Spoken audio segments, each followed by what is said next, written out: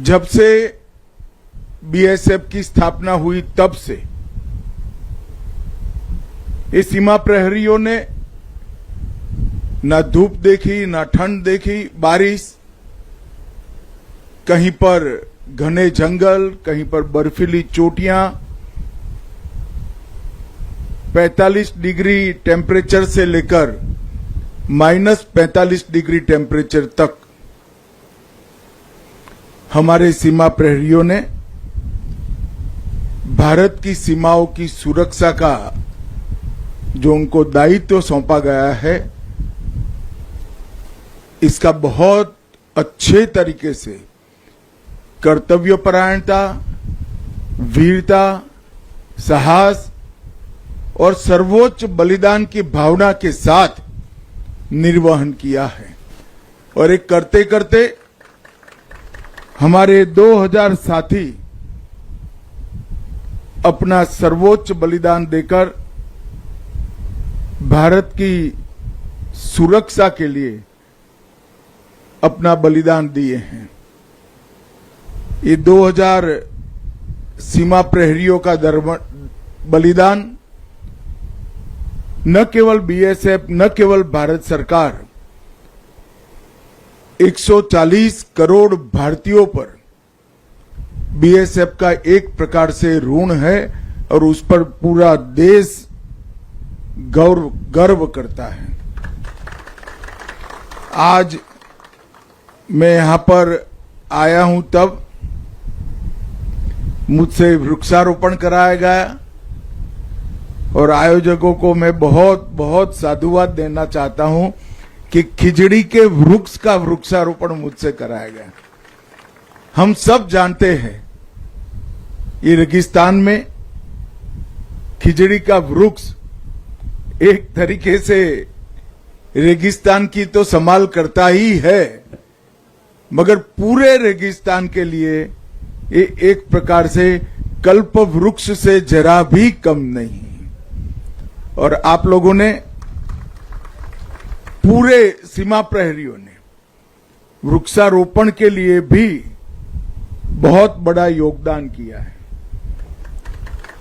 2019 में जब तय किया गया कि सभी सीएपीएफ वृक्षारोपण करेंगे, तब लुटियन के गलियारों में बहुत चर्चा थी इस विषय की, मगर अलग अलग भाव से निर्णय को देखने वाले सभी लोगों को मैं आज कहना चाहता हूं कि पीछे मुड़कर देखते हैं तो 7 साल में 7 करोड़ 35 लाख वृक्ष हमारे जवानों ने बोने का काम किया है, जो आने वाले दिनों में जलवायु परिवर्तन और पृथ्वी के तापमान दोनों के लिए बहुत बड़े उपकारक सिद्ध होने वाले हैं। मित्रों, आज कार्यक्रम तो आपकी चौकी का विजिट का था, मगर मेरे हाथों से महिला बैरकों का उद्घाटन भी कराया है। जब हमने ये तय किया कि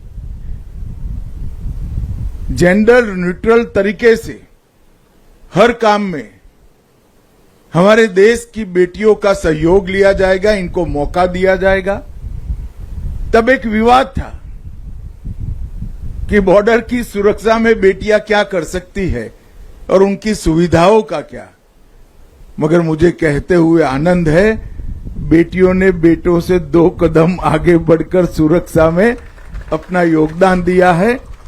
और जहां तक सुविधाओं का सवाल है, सैन्य 2030 तक सारी बेटियों के लिए हम सुविधा भी सुनिश्चित कर लेंगे। राजस्थान में 79 बैरक स्वीकृत हुए हैं, लगभग 40 करोड़ के खर्चे से। उसमें से 67 बैरक आज जो 14 लोकार्पित हुए, इसके साथ 67 बैरक का काम समाप्त हो गया है। अब सिर्फ 12 बैरक बाकी हैं जिनका कार्य प्रगति पर है और मैं आशा रखता हूं कि कुल मिलाकर बीएसएफ जिन सीमाओं की चौकी करती है, निगरानी करती है, वो सीमाओं पर 380 और 360 बैरक 200 करोड़ के खर्चे से बनने थे। ये समाप्त होने के बाद हमारी बेटियों के लिए यहां ड्यूटी करना बहुत सुविधापूर्ण होगा। मैं बीएसएफ के जवानों का ऑपरेशन सिंदूर के दौरान जो प्रदर्शन रहा उसकी भी भूरी भूरी प्रशंसा करना चाहता हूं। हर जगह पे जहां मोर्चा संभाला था बीएसएफ ने, वो डट कर रहे, न केवल डट कर रहे, सीमांत जिलों के नागरिकों का हौसला बनाए रखने में भी बीएसएफ ने बहुत बड़ा योगदान किया और जहां जरूरत पड़ी वहां पाकिस्तान को मुंह तोड़ जवाब देने का काम भी बीएसएफ के जवानों ने किया, जो आपकी हमेशा की परंपरा है। मित्रों, आज मैं ऐतिहासिक चौकी सांचू पर आया हूं। मेरे मन में कितने ही समय से एक इच्छा थी कि सांचू चौकी को एक बार देख कर आए। मैं भारत सरकार में गृह मंत्री बनने के पहले भी इच्छा थी और आज बीएसएफ ने मेरा कार्यक्रम सांचू की ऐतिहासिक चौकी पर लगाया है। ये मेरे लिए बहुत हर्ष का विषय है। 1965 के पाक भारत युद्ध में उस समय सांचू की आबादी उस समय भी 500 से ज्यादा थी और आरएसी की चौकी यहां से लगभग 25 किलोमीटर पीछे थी। रंजीतपुरा गांव है, वहां पर थी। मगर जब 3 आरएसी और 13 ग्रेनेडियर के जांबाज जवानों ने सूचना मिली कि सांचू पर कब्जा करने के लिए पाकिस्तान ने शुरुआत करी है, तब भीषण हमला कर सांचू को भारत की सीमा में रखने का काम हमारे जवानों ने किया था और पाकिस्तान को पीठ दिखाकर यहां से भागना पड़ा था। आज भी 3 आरएसी हर वर्ष बड़े गर्व के साथ विजय उत्सव बनाती है, जो अब 12वीं वाहिनी बीएसएफ की बन चुकी है और वो विजय दिन का नाम भी सांचू दिवस रखा गया है। ये पोस्ट भारत के युद्धों के इतिहास में स्वर्णिम अक्षरों से अंकित है। आज मैं भी वही भूमि पर खड़ा रहकर आपसे बात कर रहा हूं। ये मेरे लिए बहुत बहुत आनंद का विषय है। मित्रों, 179वीं बटालियन की एक बहुत महत्वपूर्ण बीओपी है और हमने पूरे राजस्थान के रेगिस्तान में एक लेटरल रोड के निर्माण का कार्य शुरू किया है, जो आपकी ढेर सारी असुविधाओं को समाप्त करने में काम आएगा।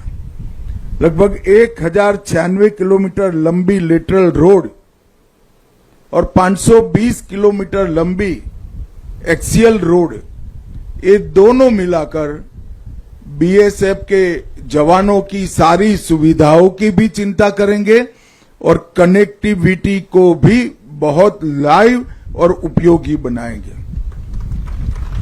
यहां पर ही न्यू डिजाइन फेंसिंग लगाने का काम चल रहा है और राजस्थान की लगभग 180 चौकियों पर पीने का पानी पाइपलाइन से पहुंचाने का भी काम पूर्ण हुआ है। मित्रों, अब हमने बीएसएफ की परंपरागत ड्यूटी को नए डायमेंशन से देखना पड़ेगा। अब तक जो हम करते आए हैं, सीमा के उस पार से कोई हमारी सीमाओं का अतिक्रमण न करे, अवैध स्मगलिंग पर नजर रखना, घुसपैठ पर नजर रखना और अहरनिश इनकी सीमा पार की गतिविधियों को हमारे सुरक्षा के दृष्टिकोण से नजर में रखकर हमारी तैयारियों को भी पैनी करना। मगर अब जिस तरह से देश को नुकसान करने के लिए आमादा जो तत्व है वो टेक्नोलॉजी का उपयोग कर रहे हैं, उसको देखते हुए भारत सरकार ने कुछ साल पहले एक निर्णय किया था, हालांकि राजस्थान में इसका कोई बहुत फर्क नहीं पड़ता है, कि बीएसएफ का कार्यक्षेत्र 15 किलोमीटर से बढ़ाकर हमने 50 किलोमीटर करा। उस वक्त गृह मंत्रालय में और कंसर्न राज्य में बड़ी बहस छिड़ी थी कि क्या जरूरी है। तब मैंने ज्यादा कोई जवाब नहीं दिया था और हमने एक निर्णय कर दिया था। वो निर्णय करने के पीछे एक मंशा थी कि सिर्फ सीमाओं की सुरक्षा कर हम देश की सुरक्षा सुनिश्चित नहीं कर सकते। हमने क्षेत्रीय सुरक्षा का राज्य सरकारों के साथ रहकर चिंता भी करना पड़ेगा और वो जिम्मेदारी का निर्वहन भी करना पड़ेगा।